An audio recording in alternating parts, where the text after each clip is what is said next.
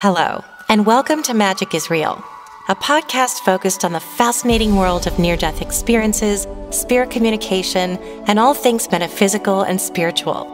The mission of this project is to share messages of hope and inspiration with others, and to spread the word that death is only an illusion. Thank you for being here with an open heart and mind. I wish you peace, light, and love always.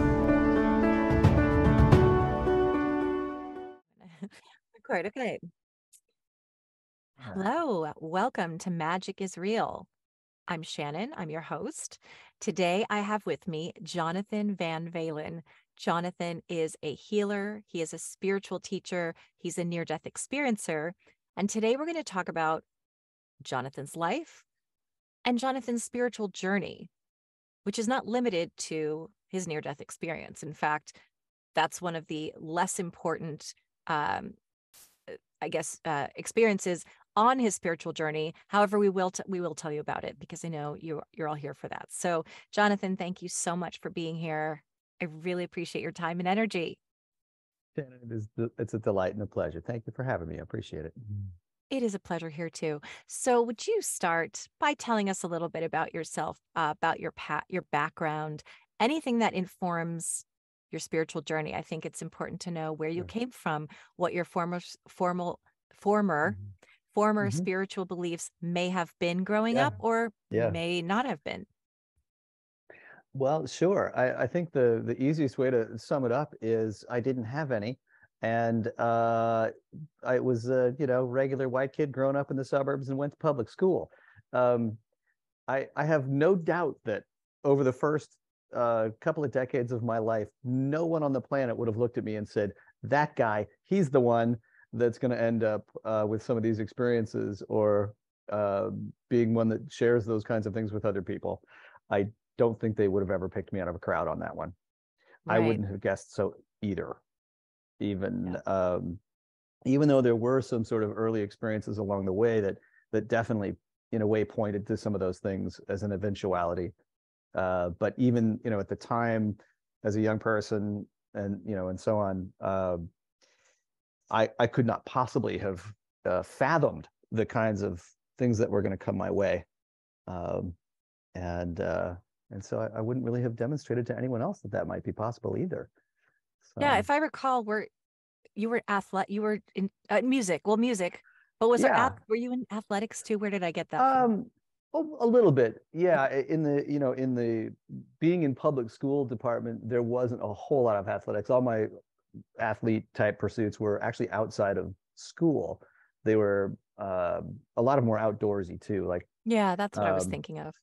There was a lot of hiking and backpacking and outdoorsy pursuit, a lot of skiing and just outdoorsy stuff that you don't really do on the college, the high school football team or something. But and there's a huge amount of music. I had a very musical family in some ways, and it was just part of growing up. And it was a huge part of my own development. It was a huge part of my own spiritual path, in fact.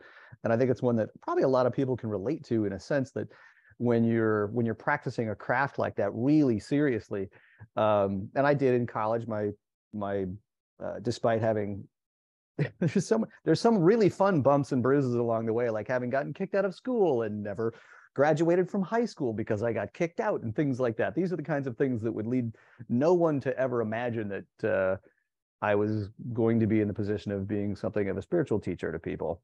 Right. Yeah. But I did actually go on to earn a college degree, and it was as a classical pianist to be a concert pianist.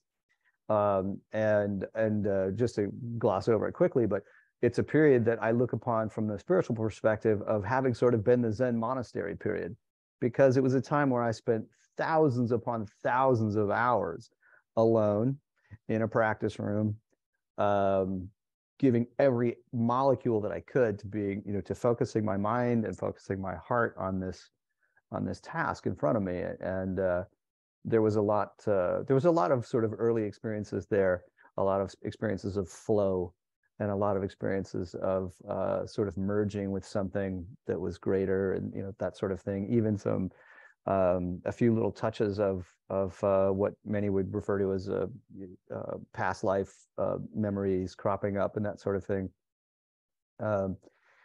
And even at that time, which was always was unmentioned by me, for the record. That's another typical, part of my own story, and one of the reasons that no one would have ever probably pointed to me and said, yeah, that guy is. I just, not only did I didn't look like it, but I never sounded like it either. There was a tremendous amount of things sort of going on internally that I just opted not to share. Yeah, I would actually For, like to ask you about that. So Mhm. would you say this happened around high school or before or after? This kind of thing where you started to open up to these sorts of things? Um, well, it's really impossible for me to, put a specific beginning date on it, on anything. Um, it's kind of arbitrary to do that in a way that um, I I just know that from the get-go, from as long back as I can remember as a little kid, I had a particularly questioning kind of mind in a way that I would later, much later, come to recognize as something that was the kind of questioning that a spiritual seeker might engage in. Like, what's really true here? What's this really about? Why do we, not only is it just why do we do life this way instead of some other way, but what's really the fundamental truth about that? And so that was something that was with me in some way from as long as I can remember. And so there was a lot of questioning and a lot of as a teenager, a lot of resistance and rebelling against the norms and things like that, which, if you do enough of that, it could even get you kicked out of school. Yeah, But yeah. but also led to a very, for me, it was largely very, very internalized. So there wasn't, it wasn't something that I spoke outwardly about, other than in some ways in my very teenage behavior at that time. But it also sort of fostered a very, very independent spirit. That was, so from the very beginning, it was I sort of it was sort of I felt sort of required. I felt like my own pathway sort of required a sort of independence of spirit. Like I felt like I learned rather early on that I wasn't going to be able to rely necessarily on the word of teachers or elders, or like, that sort of thing. That their word was not really the last word on things. There might be more to the story. And that was something that I began to sort of internalize as well. And of course, in some ways, as a young person, that could make me a real handful to some of them. And on the other hand, it was also something that fostered this sort of independence of mind, independence of spirit, in a way that also has, there's something admirable about it. There's something very valuable. So it was, it can be a double-edged sword. But it was definitely, those are parts of the early part of my own story that were very formative. And Yeah. that musical journey was really a very large part of that too, because there was an aspect of really diving into that journey as a really dedicated musician that required a tremendous amount of self-reflection, frankly. Hmm. Um, and so I really do look at that. I couldn't have conceived of talking about it then the way I do, or the way that I can now, because it was a musical pursuit at the time. But I look back on it and realize that it was very, very, very much very much a spiritual pursuit. Right. Um, And I know yeah. this is your life and your story to tell, so I don't want to you can kind of tell it however you want, Yeah. but I would like to know, did your near-death experience happen after you'd already started to have other spiritual experiences, or was that the first thing that happened? Which I It know was that not. yeah. Yeah, there was, and I do hesitate to tell too much of, we may get lost in some of the details in a way, but Yeah.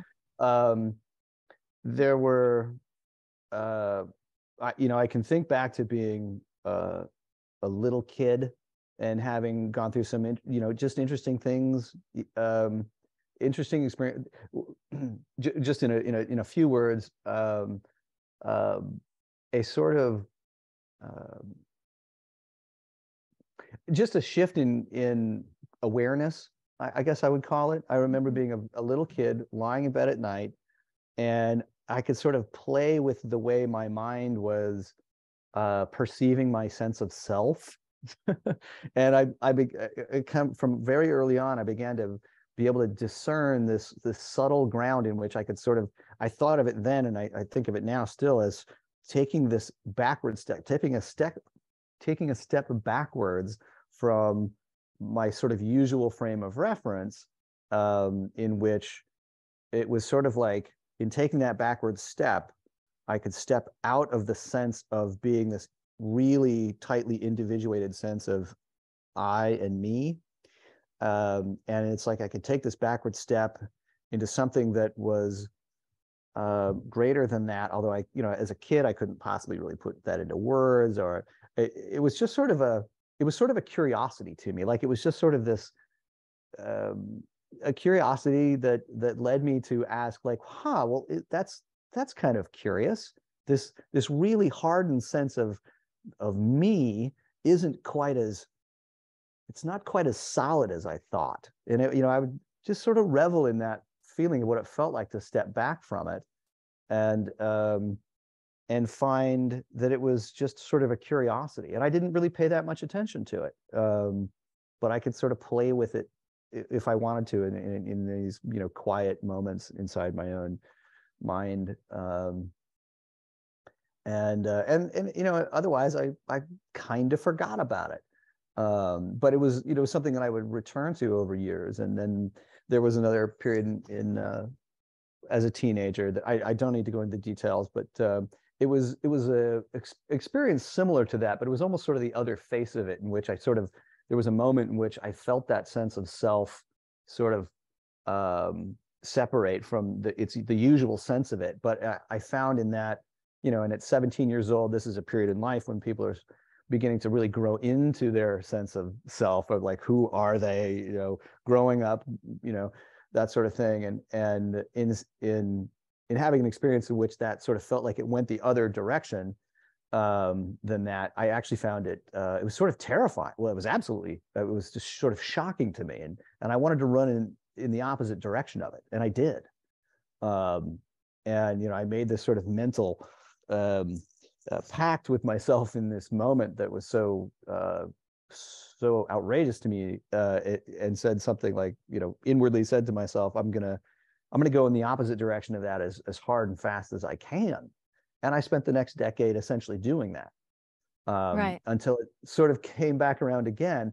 One of the ways that came back around is that about a decade later, I go through this near-death experience, that brought up an experience like that was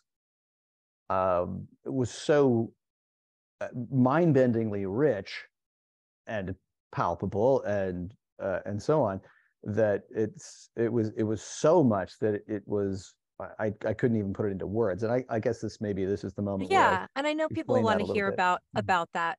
I just know that Yeah, to you, it's not the most significant transformative experience, but yeah, it is so interesting to people, I think, and also to hear what your impressions of it were as it happened. So I'd sure. love to hear about that. And then I want to hear about Let's all do the it. rest of it. So yeah, Okay. thank you.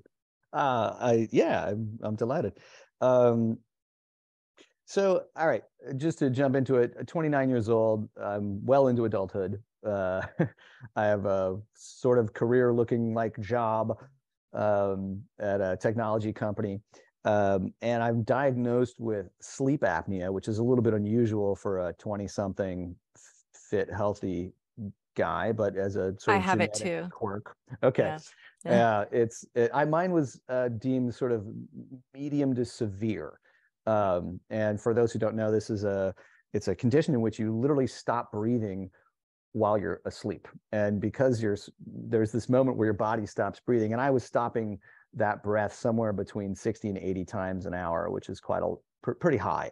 Um, and there's this moment where your body sort of chokes and gasps, and it's why I didn't have any grasp of it at the time until it began to get sorted out at the age of 29, that what had really happened is I'd been in a state of sort of mild to severe sleep deprivation for my entire physical adulthood, but I Hmm. didn't know that. I just thought life was hard and That's, tiring a I thought lot. I had chronic fatigue syndrome. I thought that I had fibromyalgia. I Right. just was always, always, always tired. And I'm just saying this here because it was somebody saying something that clicked it for me. And I think so many people have it and don't know they have it, because Yeah. apparently I have it because I have a very large tongue. I'm very healthy. I'm Hmm. very healthy weight. But it just blocks the airway. So Yep. I just wanted to say that my main symptom was night terrors. So a lot of people Wow. think night terrors are caused by anxiety. They Hmm. can be. What it is that you're not getting oxygen. Hmm. So your brain shoots adrenaline through your body to Yep. wake you up so that you breathe. And that if you're sleeping, that comes in the form of nightmares, or Good. it because your heart starts all the adrenaline Right. goes through your body, your heart starts racing, your Hmm. brain needs to come up with a reason why, so it creates a dream around it Hmm. sometimes. So I would wake up with my heart hammering out of my chest so hard that I thought I was going to have a heart attack, and then Yep. I might have my eyes open but still be dreaming, and there'd be like flames everywhere, or like the Mm. place, or there'd be someone standing over the bed. So just in Mm. case that's happening to you, get it checked out, because you don't have to be overweight or old, Right. sleep apnea. And I found out because Amy Poehler mentioned it in her book, and Wow. she's like, I just felt like crap all the time. I'm like, I just thought that was normal. So moving on, but that's my Yeah. public service announcement. Thank you. Go on. Yeah. Glad you could make it. I didn't have night terrors, but I had many of those other symptoms. A similar situation in which it's like the shape of my tongue and the way that is also shaped with the back of my throat and the soft palate. And so, in my case, or in most cases, people solve this issue with something called a CPAP machine, which you were well aware of. I've Um, used one. I now use a mouth guard. So don't be afraid, everybody. very Sometimes good. that works for people.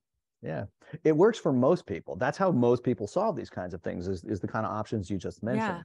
In my case, it was pretty clear none of that was going to work. And so we all kind of agreed that the only meaningful option was to do the surgery. And it's a surgery that is known to be exceptionally painful in recovery. Um, but this is the option. And so this is how this particular thing starts, as I'm in recovery from this surgery. And it's known to be exceptionally painful because there's so much nerve tissue that's coming up through this part of your body. And they've cut, they've taken out the soft palate, they've taken all kinds of, as much as they can take out, they've taken out. And the analogy given me at the time was, Jonathan, you're going to be one of the few people that understands the pain of what it's like to break your femur and then have to walk on it. It sounds dramatic, but it's true. It's accurate. It's mind-bendingly painful Oh, because of all this nerve tissue, and you have to continue to use it to breathe, to swallow, and all oh, this sort of thing. So I'm in the hospital for 4 days. They sort of kicked me out of the hospital. I don't even know exactly why they kicked me out, when they kicked me out, but they're like, all right, you're going home. And I'm 29 years old. I'm released into the care of my father, who loved, just beautiful act of love on his part. He wanted to watch over me in my recovery. So he has come to pick me up, and he takes me out to the family farmhouse 2 hours east of Seattle in the farm, country out there. And he watches over me, and I'm hanging out for a few days until the simplest way to put it is I one afternoon, so this is probably at least a week, maybe 8 days into this, since I've had the surgery. And I've been in his care for probably about 3 of those days, if I remember correctly. I experienced this inner click, and it's the best way I can put it. It's just this literal click and an immediate awareness that in that moment, the life force in me was beginning to fade away. It was beginning to drain away. Like mercury receding in a thermometer, it was just beginning to recede.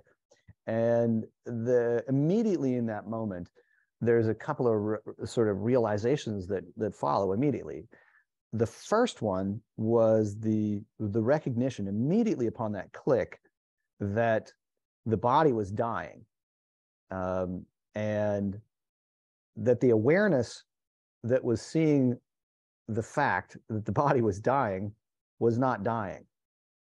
There was sort of this immediate awareness that what I kept thinking of as I and myself was doing the watching. It was the observer of this, but the I, the sense of self, wasn't dying. The body was dying. So there was this sort of bifurcation in this awareness.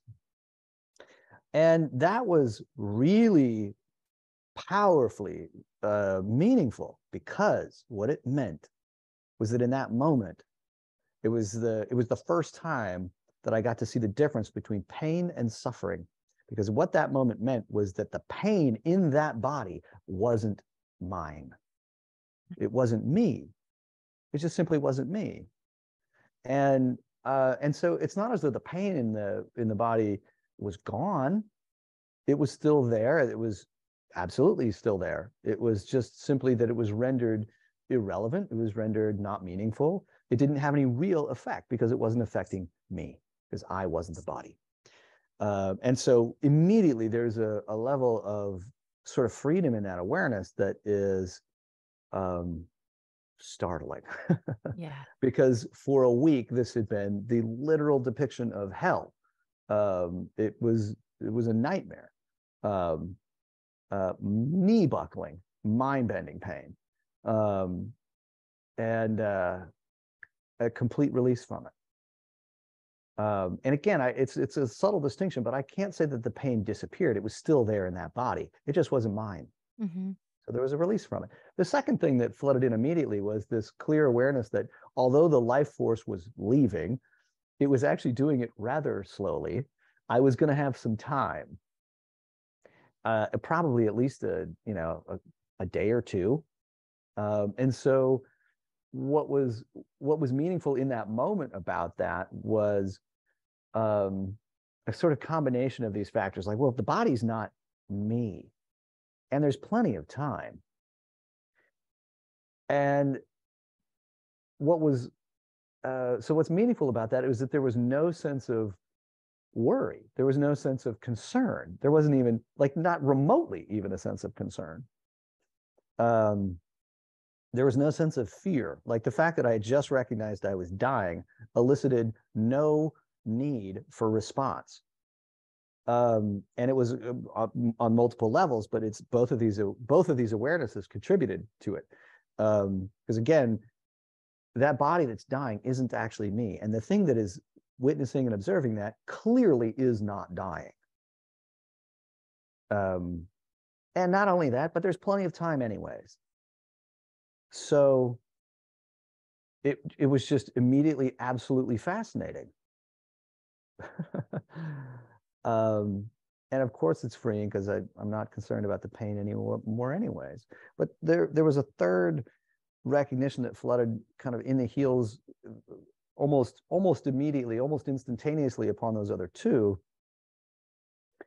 which is that even so, there's this sense of a sort of non-corporeal witness or observer that was clearly the locus of my sense of self. But in this third recognition, it was clear that even that non-corporeal sense of self was beginning to fall away.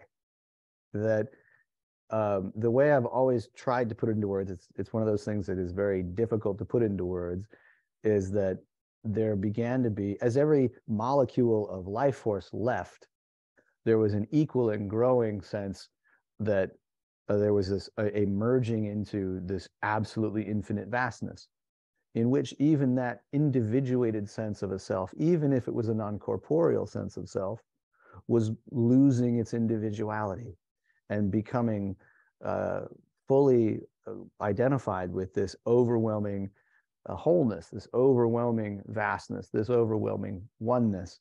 And that conferred a sense of awe and a sense of peace and a sense of wonder and a sense of perfection and bliss and all the kinds of poetic words that we can come up with. And what I would stress about that is that if one is merging into the infinite vastness that is utterly and completely whole and contains all, there cannot possibly be any sense of loss, because there is nothing missing from it. It is all. There's nothing missing. And so again, it contributes to this moment in which I've recognized that I'm beginning to die, but that's not, that it cannot possibly be understood by me in that moment as a problem or a tragedy or a loss in any way. In fact, it's the opposite of that in every possible dimension. It is this overwhelming feeling of peace. It's an overwhelming sense of merging into this infinite vastness, this wholeness, oneness. I cannot imagine putting it into words in that moment. I'm incapable of it. And so my natural, really the only default setting available to me, which was the only thing that felt right and good about it, was to just be so filled with a peace. And that was it. So it was a moment in which this experience of this recovery flipped so completely from, this experience of just abject, kind of just a nightmare, into something that was so beatific I could not put it into words. And so again, I'm hanging out in the farmhouse. My father he's kind of banging around, he's kind of in and out of the house all day long, doing house chores and farm chores and things. And he kind of comes in and checks on me every now and then. And he did then too. But I couldn't imagine saying a word to him. All I could imagine doing was, this is also a stage in my recovery, for the record, that I can barely speak anything. Like I can eke out a whispered word, but that is so far that's been an extraordinarily painful thing to do. So I don't really, I can whisper out a word every now and then. I'm far more likely to just nod, or that sort of thing. But there is not a single thing in me that feels compelled to say, "Hey, Dad, I'm dying." That doesn't even make sense to me. I can't imagine bothering. The body is rendered kind of irrelevant, frankly, and that's really how I spend my afternoon, in a state of just overwhelming peace. And eventually, it gets late, and it's not hard to imagine under these circumstances that I've hardly slept for the last 8 days either. But under these rather new circumstances, there's this thought that goes through my head that says, "Wow, you know what? I might actually be able to go to sleep. That sounds amazing and fantastic. That sounds great." And I do. And periodically through the night, I do wake up and I sort of check in every time. Am I still dying? Mm-hmm. Yes, I am. I am. In fact, I'm dying a little faster and a little faster and a little more. It's speeding up. And with that speeding up, I am merging into the oneness a little more and a little more and a little faster. And it's the most marvelous experience that I can possibly imagine. I can't put into words, and so I still don't. Yeah. Although you just put it into beautiful words. Well, I But you appreciate probably that. don't think that they do justice to the feeling and the experience. To me, it makes perfect sense the way that you worded it, but you've told the story so many times. I think you've refined it to a place where we can understand it. However, it is not within our paradigm. And I do have a couple of questions around this. Sure. One is, I'm a medium, and I have been reading for this woman, and she has lost her husband. And she asked me the other day, but does he miss us? Does he miss us at all? And I said, well, I know what I want to say about that, but let me just see what he says about it and just check in with him and make sure that I'm not, I said, this is going to, that you're ready to hear this. Because and I don't know, I'm not sure it was the right time, although I love this woman and we've become friends through this. I just said, I feel and I know. Spirit, and I want to hear your thoughts, which is why I'm sharing it. I will. Spirit doesn't miss us because they don't have to miss us because they are part of everything, and they're part of you. They are in every, they are with you. They are Yeah. experiencing what your life. They're not missing out on their kids' Yeah. stuff. And I didn't know how to really put it in. I was having trouble finding words. Mhm. I wasn't quite channeling it, but I was saying it doesn't, the love is bigger Yes. than ever and the closeness is bigger than ever. But Yes. missing is just not a concept that exists. I said, I Yeah. just don't want you to take that the wrong way. Like he's Right. perfectly happy, doesn't need you. That's not what it is. Mhm. So if you could put it into from your experience, how Sure. would you answer that question?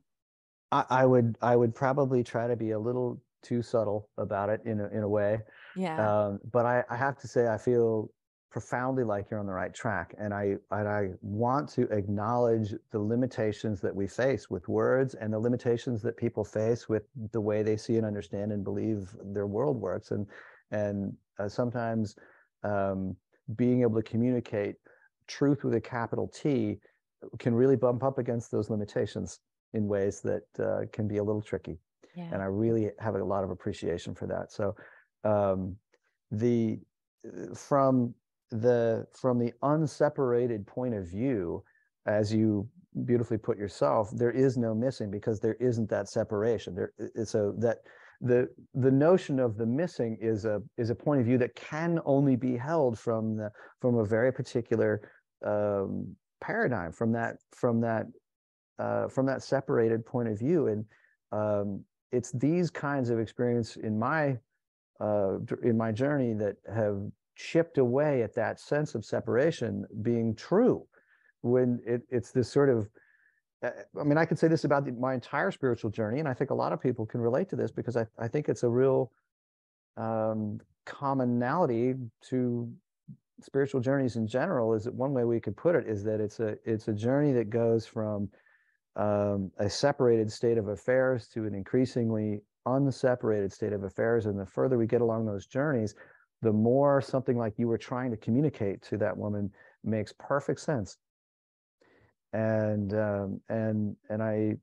I can appreciate that in the moment you were speaking with her, she may not have had. I feel quite clear about it. Really, is that you did need to choose your words carefully for her sake, Yeah. um, for these very reasons, and given where she was in that moment, I have little doubt that she found your words a little bit confounding, but also very comforting in a way that she herself would have had a difficult time putting into words. Yeah. Because it was touching something in her. There's touching some element of truth in her that she herself is not as fully in touch with herself, and Yeah. therefore can't really see it from that point of truth. But how beautiful that she could feel that vibration a little bit that you could Yeah. share with her.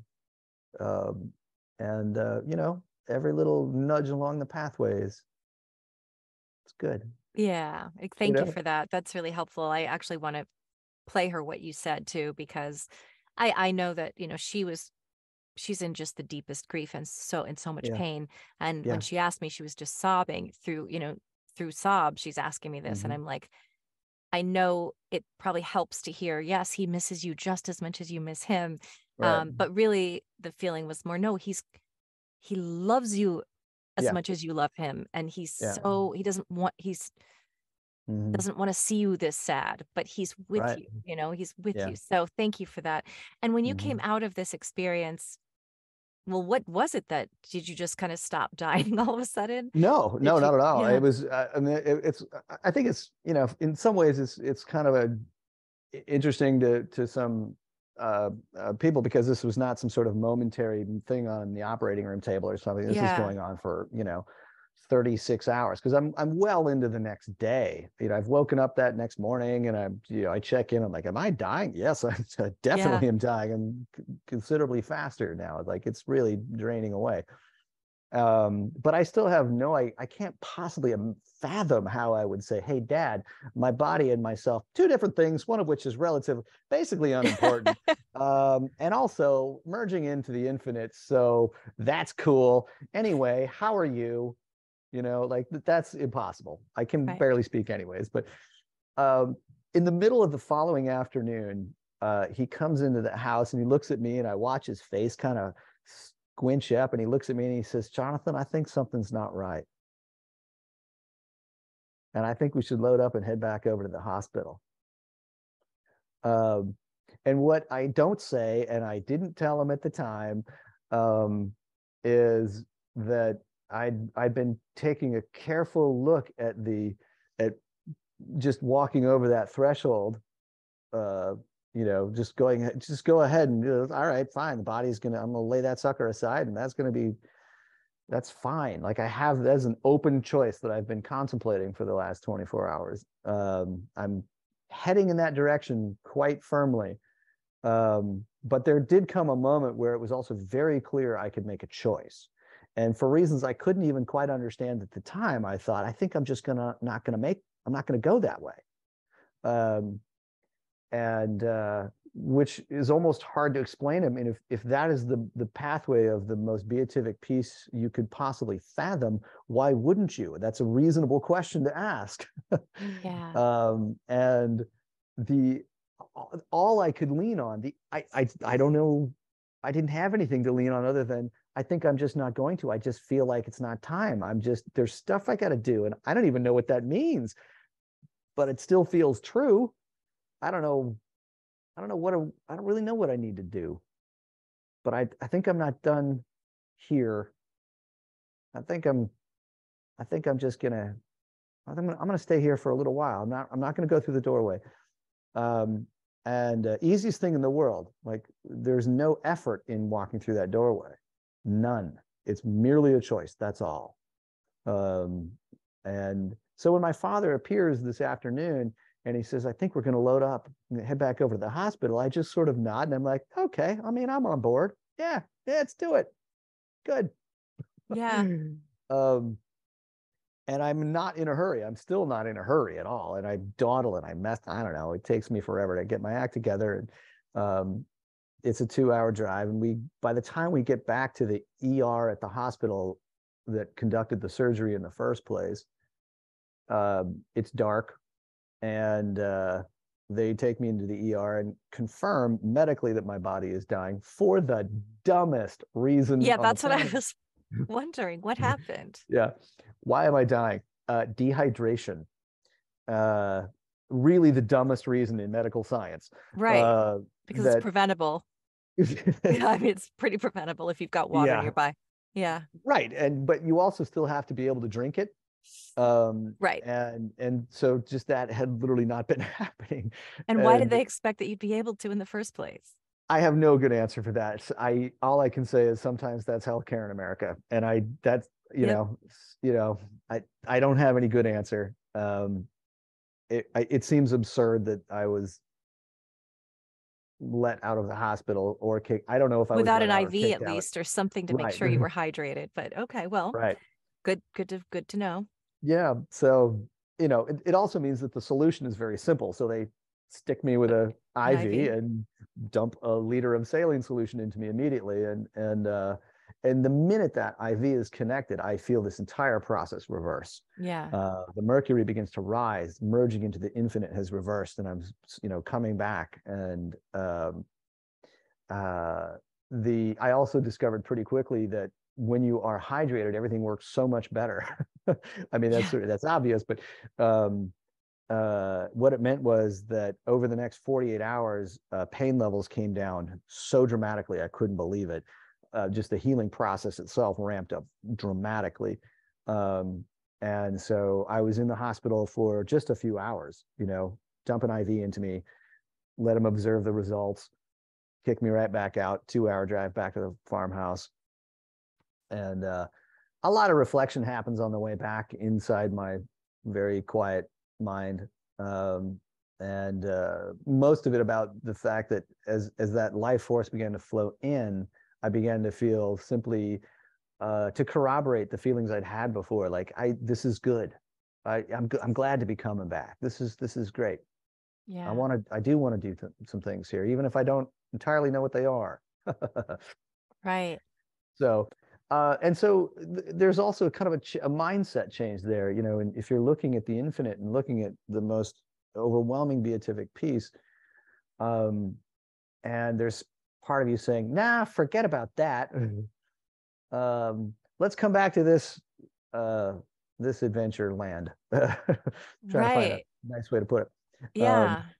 And but that really was my choice, and so each step in the recovery then was really a happy step. And in a way, it's funny when I look back on it because it was a happy step away from infinite peace. Right. Which is Um, interesting. it is, yeah, and I think it's part of why the the experience that I went through during this entire thing, I could not bury it completely, but um, that as I recovered, it took me 3 full weeks to get back to something approximating normal enough to go back to work and get back in the swing of my Yeah. otherwise busy young life. And I did so with gusto. And I couldn't help reflecting pretty quickly that all of a sudden I felt like I was saying, oh, this body is really important. This really is me. And it's got some important adventures to go on. And this is, guard this jealously, which was so remarkably different than I had felt in the midst of this other experience. This didn't need to be guarded at all. Right. Um, but it what it led to was um, people all around me, hey, you're back. How'd it go? And they'd ask to hear the story, and I would sort of, oh gosh, I almost died. But never once did I mention merging into the infinite, or that myself and my body were two different things, one of which was irrelevant. Um, and it just it stayed utterly and completely unmentioned until a few months ago, actually. Really. Yeah. Well, that's interesting because I wonder, this has happened to you. So clearly it's opened your soul, your mind, your Yep. consciousness to the fact that there's more out there. But you're going about your life, you're working your job, Yeah. so at what point, I mean, was there a point where did you feel sort of different from everybody else or on a different, or did you just I didn't acclimate yet. kind of back in? Yeah. Yeah, what really took place immediately was I sort of relegated this particular experience to in a way that I would a dream, Yeah. like I was there, I experienced it, I remember it, but I kind of just shoved it away, didn't mention it, didn't talk about it, couldn't imagine how to talk about it. And so I just didn't. Yeah. But what it did do, and so did a bunch of other life circumstances, I kept getting sort of forced to revisit it. For one thing, uh, so that near death experience took place at 29 years old. And I basically spent my 30s um, ending up on a spiritual search. I would never have called it that at the time, but that NDE was certainly a very meaningful fork in the road or a signpost along the way. One way I can look back on it and say is that NDE showed me, like, really front and center, showed me some things that were actually going to be coming down the stream to me a bit later that I couldn't probably have uh, understanding some of the experiences that were coming was what was helped immensely by having had this NDE. Right. I didn't know any of that was coming. One of the ways that would come around is that over the next decade, I was faced with a bunch of other instances and experiences around the subject of death and dying, family members that were dying. My father died, and I end up being the one that is tasked by the medical professionals to make the decision at what point to pull the plug, for instance, like some really pretty heavy duty, things. And so um, the only reason this story even came out in the first place is that I finally wrote an article about it, that covers some of these other stories over this next decade. And so some of those events, other things in life in general, just like most people going through life, and this again is something that I'd carried with me for as long as I can remember. There was a constant questioning, like, what are we doing here? What am I doing here? What's the point of all of this? And so around that time of the NDE really is a time when I have to look back and admit, I wouldn't have at the time, that's when a real spiritual search began to take root in a way that I had to contend with. Yeah. And began to ramp up over time. And over those 10 years became absolutely ferocious.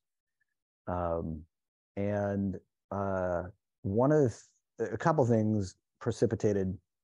I mean, I often stumble over talking about it because I can think of so many other experiences that were really powerful to me.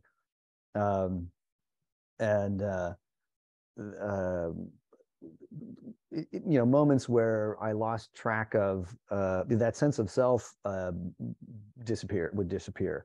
And in its place would come flooding back this overwhelming peace. That became a central theme, actually, where I would look inwardly with this very questioning mindset, like, what's really going on here? What's really true? What is this thing that I keep referring to as me? Because it's so filled with thoughts and patterns, and there's fears, and there's like, what is this? What is going on here? And so there actually came a period in which sometimes I would just sort of spontaneously end up in this state of consciousness in which it was just really tremendous peace. I couldn't account for it. Sometimes it would waft in, and sometimes it would last, a few moments, but sometimes it would last a couple days. And then it would waft out. And there was this sort of pendulum swing to it that I found so disconcerting, because I couldn't hold it. I couldn't grab onto it. I couldn't control it. It was a period of time where I was a busy person. I was an entrepreneur. I was running a tiny little company with a business partner, a buddy of mine, and we were, being exciting entrepreneurs and leading a very busy grown-up life. And yet sometimes these times would come and I would wake up and I would think, I would be so filled with that peace. And the only thing I could relate it to would be back to that NDE.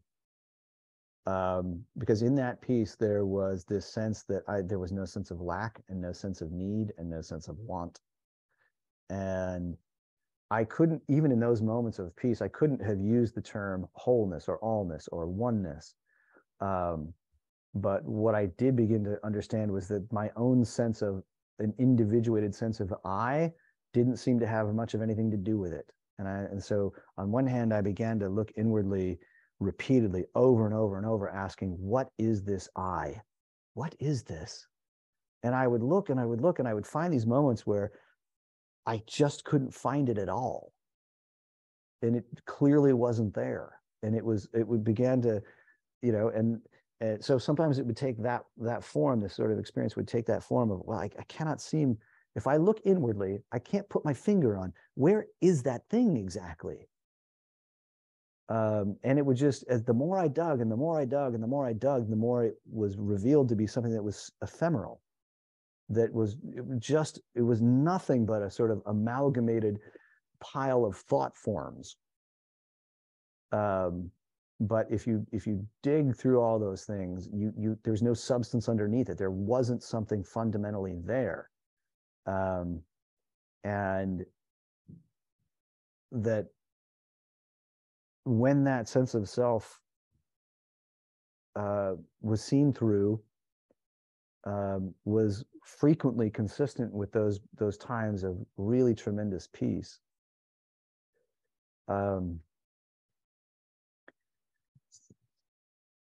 And that pendulum would sort of swing in sometimes, and sometimes it would swing out. And it would, regardless of, whichever end of the pendulum swing I was on, it always made the other one seem far more outrageous. Like if you're in the midst of that peace, then the other side just seems, well, it seems impossible and absurd and unnecessary. And when you're in the midst of that side where there, part of my mind's like, what the hell is going on with me? Because I really would get up sometimes in the morning and think, I just feel so overwhelmingly peaceful. I can't think of any real reason to go to the office at all today. Mm-hmm. And then the pendulum would swing and it would be like, what the hell am I doing? I have a mortgage. What am I doing?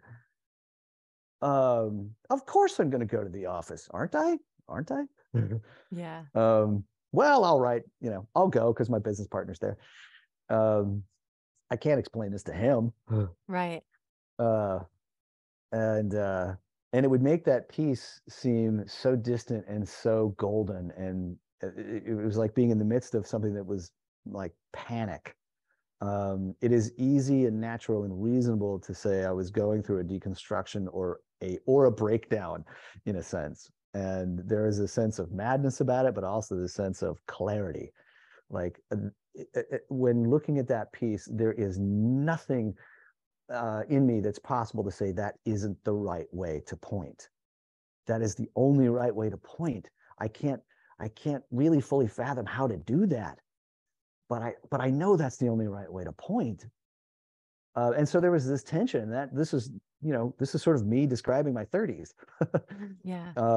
And sort of there was a sort of this beginning, and it eventually it becomes this the tension between these two sort of seeming sides of this pendulum that are maddening to me to go through this pendulum.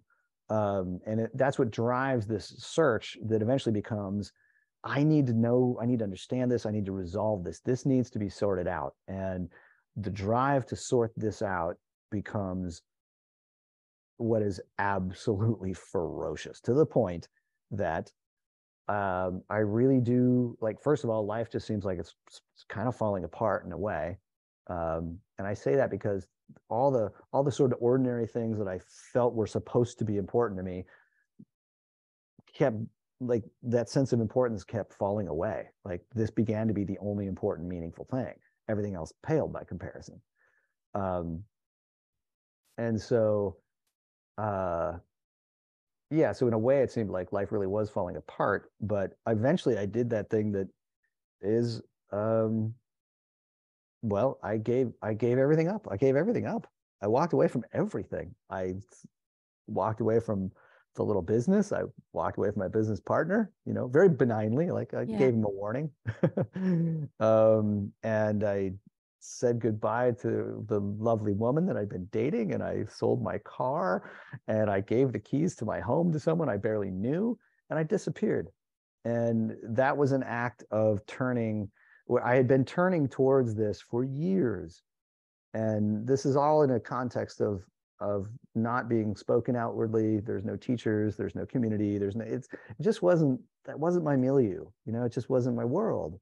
And it's one of the reasons that I would have scoffed at being a spiritual seeker, because I didn't carry a yoga mat and I didn't eat tofu unless someone gave it to me. And I just but this was happening in a very real way, on a very really ferocious way internally, to the point that began to overtake absolutely everything. And eventually I just completely disappeared. In that case, what that meant was I actually went to a tiny little village in the Western Highlands of Guatemala. I didn't speak the language, which was fine, because I didn't think I needed to speak to anyone, and kind of put myself on my own retreat. And if you were a good Buddhist, you probably would have said I was doing self-inquiry on steroids. And to me, and this is the for those on the spiritual search, that can relate to some of these kinds of things, even if it's just some of them. The core of what took place there was twofold. One was, I decided that my task was, in this self-inquiry, was to dig at fear.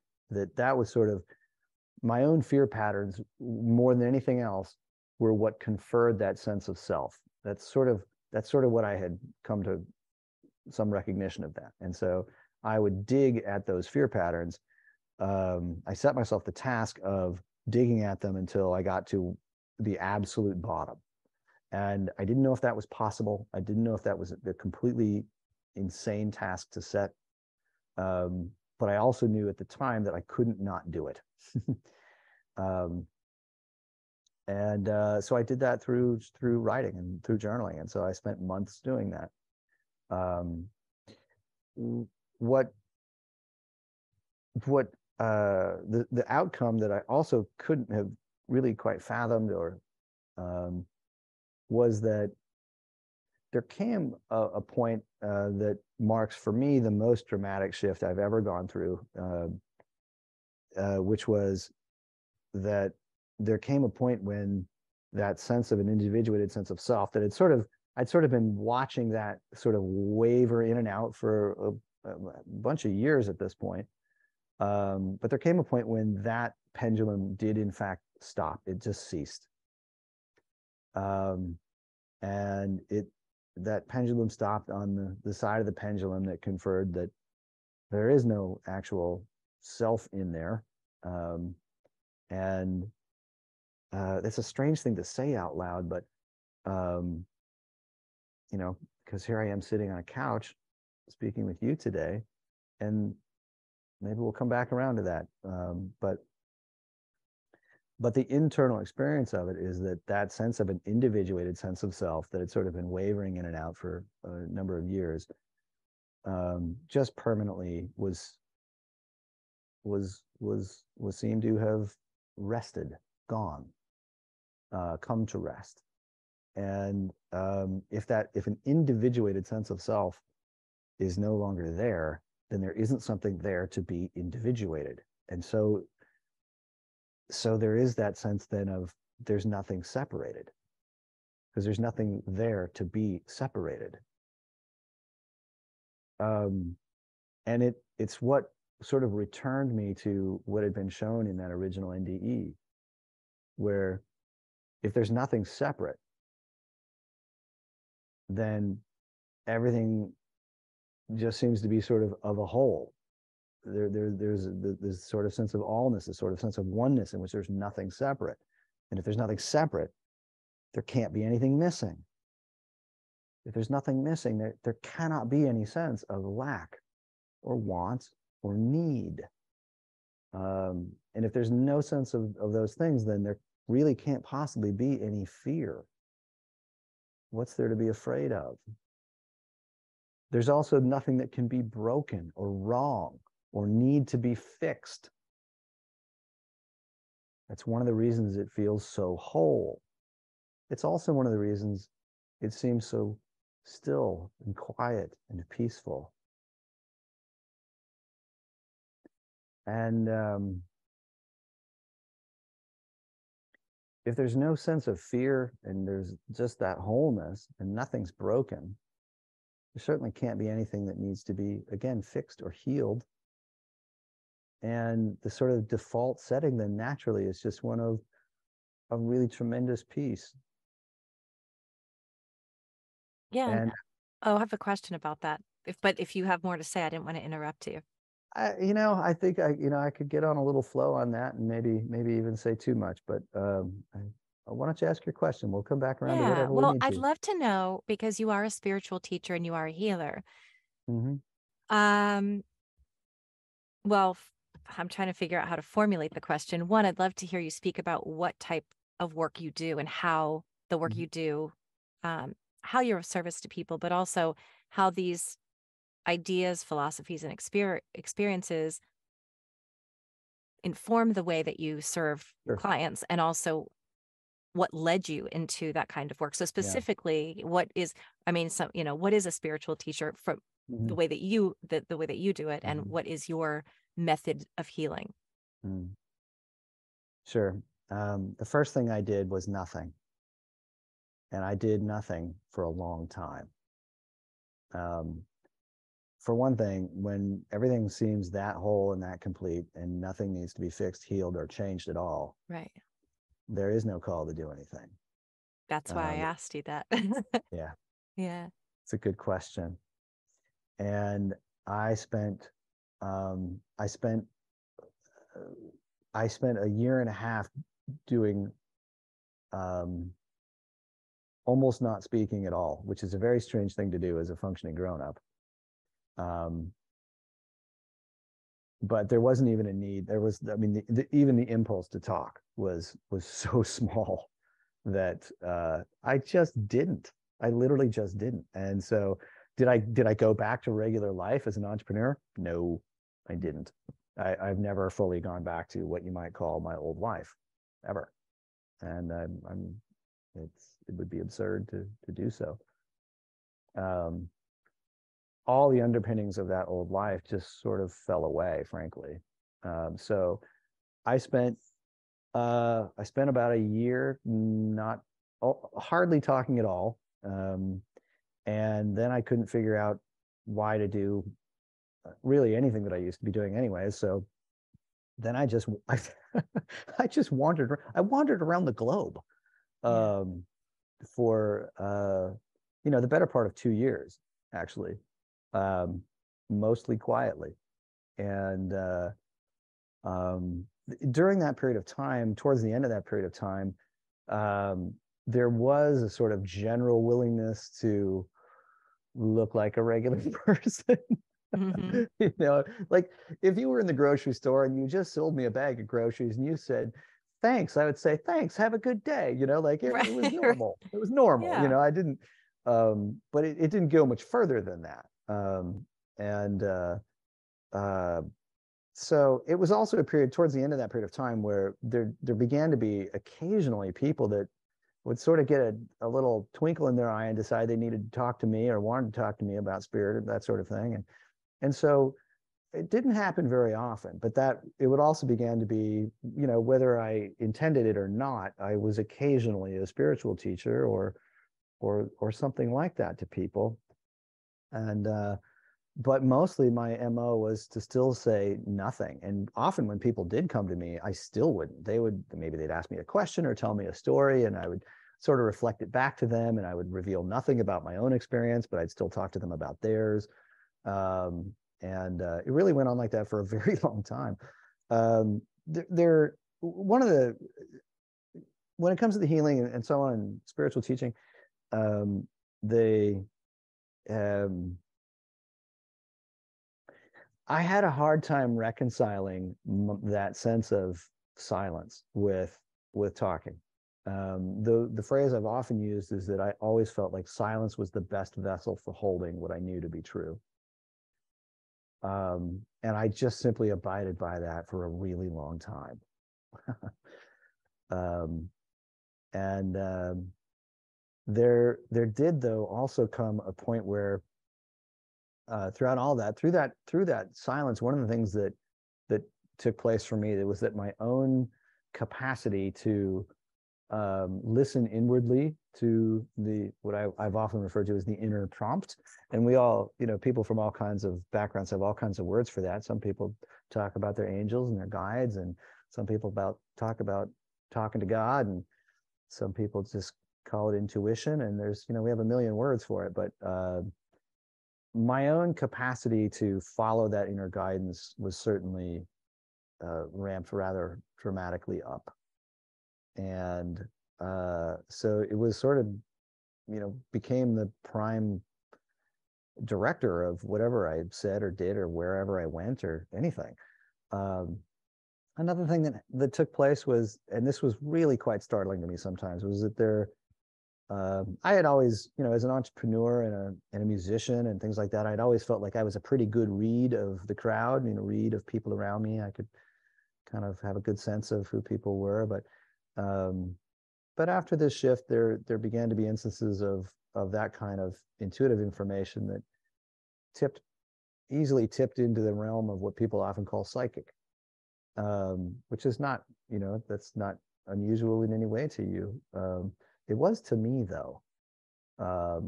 And so that took a little getting used to. And the last was that kind of as a combination of both those things, that tendency to listen carefully inwardly and to end up with intuitive information, there came a period where um, I ended up having this sort of inner prompt where that would arise spontaneously, and I could be standing next to a complete stranger, and that prompt would show up really clearly, and it was just a prompt that said, you could be really helpful to this person. Mhm. And I would think inwardly, I would sort of nod and think, yeah, well, I mean, okay, that seems cool. I'm on board with that as a general concept. I mean, I don't know what to do or say. We're standing in line for coffee. What do we? I mean, okay. Um, and that prompt was persistent. It lasted for quite months, and happened persistently. And then it changed a little bit in a way that kind of freaked me out, which was, again, I could be standing next to someone I know very well, or it could be a stranger. Didn't really seem to matter. You could be helpful to this person. What you'd need to do is put your hand on their head.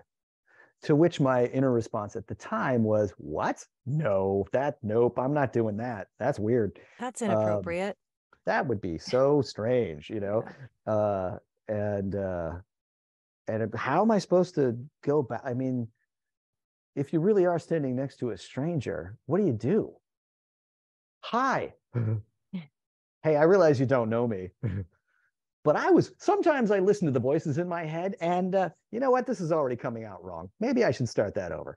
Yeah. Um, it took a lot of getting used to. But eventually, long story short, there came a series of circumstances and events in which um, kind of following through on that prompt really was the only option. And it instigated a time in which I ended up having encounters with people that were quite startling sometimes to me, and sometimes they involved actual physical shifts in actual physical healing in some cases, um, and very often psychospiritual shifts in someone. Um, Anytime this sort of thing came up, I have always asked very uh, carefully, which was one of the reasons I was really awkward about it at first, because I couldn't figure out how to ask this without feeling awkward, which was, I would say, do you mind if I put a hand on your head?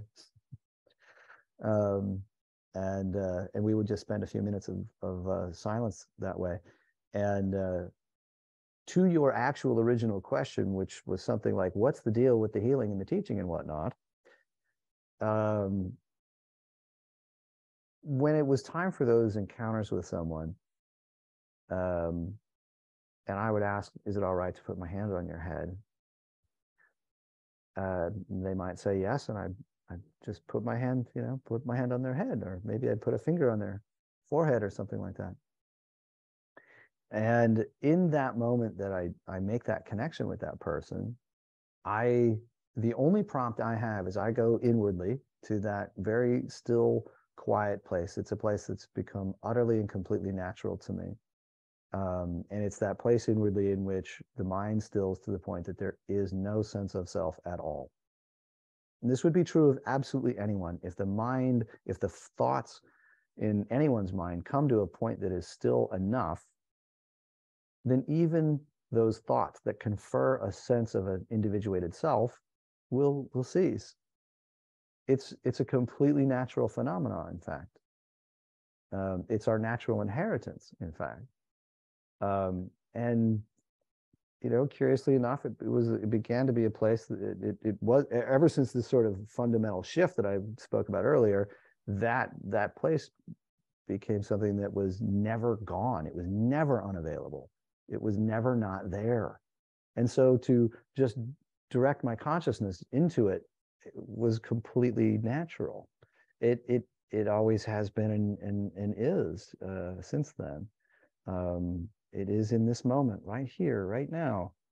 But when someone would come for this kind of encounter, I might put my hand on their head, and inwardly, that's my part. And so when people have asked, well, what are you doing? I never had a very good answer. I think it was the third time I ever did this with someone. It was a friend who had come to me. Actually, I came to them because we had a previous sort of appointment with each other, but they were completely destroyed by a migraine headache that they'd had for 2 days. And you can see where this is going to go quickly, but, you know, as awkwardly as you can imagine, I said, well, what if, I don't know, I don't remember how I put it, but I do remember it feeling terribly awkward. Like, I could put a hand on your head, maybe that would, I don't know what and they Yeah. said, they were like, listen, I don't care what it is, but if you think it'll help, get over here now. And I put a hand on their head and inwardly go quietly to that place. And so it becomes easier to describe what's not happening. I'm not sitting there praying. I'm not hoping or wishing. Yeah. I'm not moving energy. I'm not calling on guides and angels and healing energies. I'm not calling down light. I'm doing not a single one of those things. I am disappearing into the ether from which I was clearly, I'm not there at all. And so there is no sense of a volitional self to even be an actor on the situation. I'm not even hoping something good happens. Yeah. Or that they have an interesting experience. It is disappearing completely into that wholeness, that allness that is essentially beyond words. But and it's like seeing the oneness here and connecting to that exact same oneness in the other person, seeing that it is identical, that there is no difference, that it is still all one thing, that there is no difference, that there is no separation.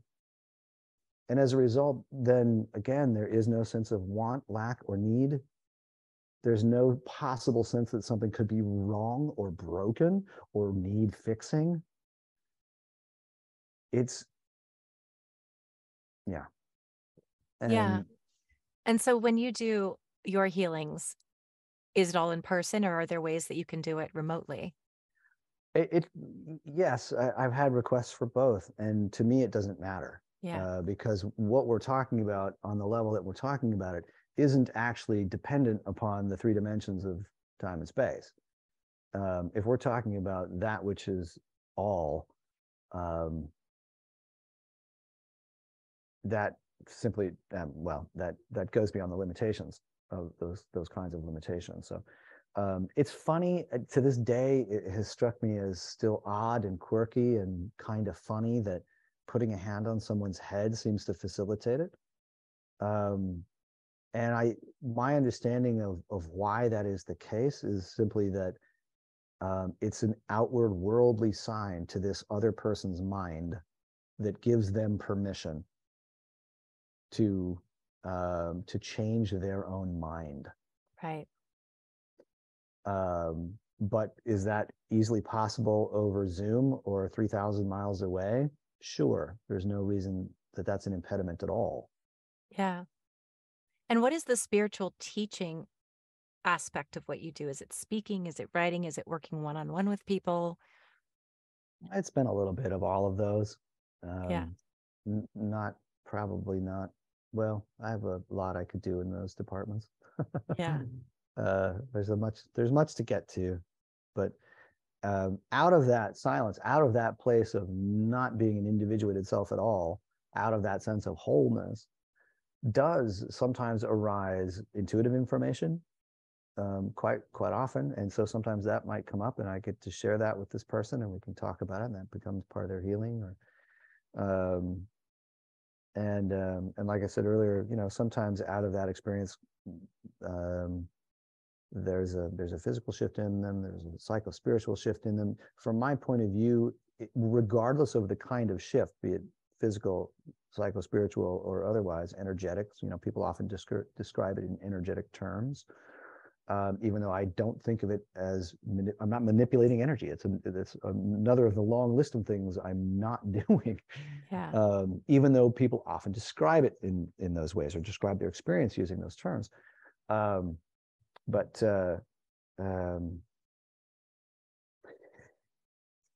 well, I got a little off track there, but yeah, sometimes I'm asked to come speak to groups. Sometimes we do this whole thing that I'm describing in a group, as a group. Um, and I feel like there's a great deal I could write about or speak about that, is apropos. You asked what would be at the core of that teaching. Yeah.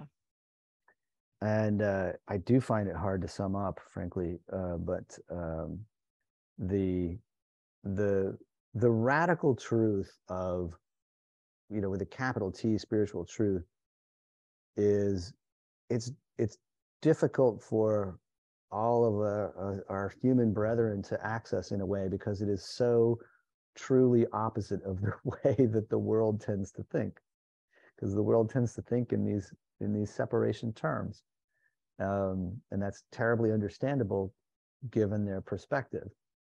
And so to me, the spiritual journey, which is truly no different than the human journey, I think of them as the same thing. I don't think there's a single human on the planet that isn't here on a spiritual journey, even if they don't think of it that way themselves.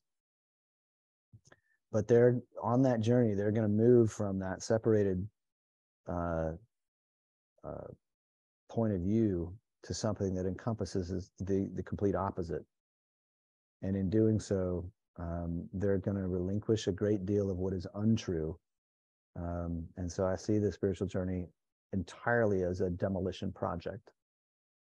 There is no need to build what is true. It's already there. It is the removal of the blocks to what is already there that is our journey. And that looks a little different for everybody, but it leads to a place that is whole and overwhelmingly loving. And in the end, I suppose that's the core of it. We're going to remove those blocks that allow that love to shine through, or allow that light to shine through. That makes sense. And what is it? Can you tell us, my audience rather, the name of your website? Oh, sure. I do. I have a little website called assistthespirit.com. I will have the link below, but just wanted you to say it Yeah. out loud in case someone I wants to appreciate jot that. it down. And it tells about you. That's where you can connect. That's where you can book sessions. Yes, that's Anything else? true. Yeah. Yeah. I encourage anyone that's, has a mind for this, if you write me, I will write back. Excellent. And I'm happy to do that. I don't have anything better to be doing with my time than this. Right. So. Yeah. Well, thank you so much for doing this with me and my listeners today, for showing up, for your energy, for your time. It really means a lot. And I wish you all the best. Shannon, it's a joy, and I appreciate it. Thank you for what you do. It's a pleasure to be here with you today. My Thank you so pleasure. much. Thank you. Cheerio. Okay. All right. Now I can stop.